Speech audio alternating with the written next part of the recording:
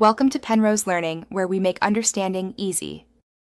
You start by confirming what you already have: your Aadhaar number, the new mobile, and a working SIM that can receive OTPs. Once done, log into the UIDAI portal or locate your nearest Aadhaar Kendra.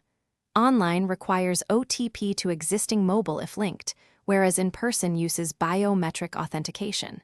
Make sure your identity details match exactly on your Aadhaar and any documents. Begin the request now by choosing Online Update if the old number is accessible for OTP. Otherwise, plan the in-person. You proceed with the core execution. If online, enter Aadhaar, type the OTP received on the link number, choose Mobile Number Change, and confirm details.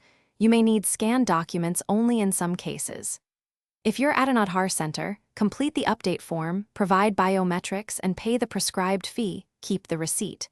Always note the update request number. You will use it to track progress. Make sure to double-check the new mobile number before submission to avoid delays. You complete the process by monitoring the status with your URN and expecting SMS confirmation on the new mobile.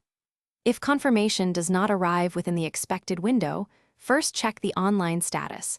Then return to the enrollment center with your acknowledgement receipt and request escalation.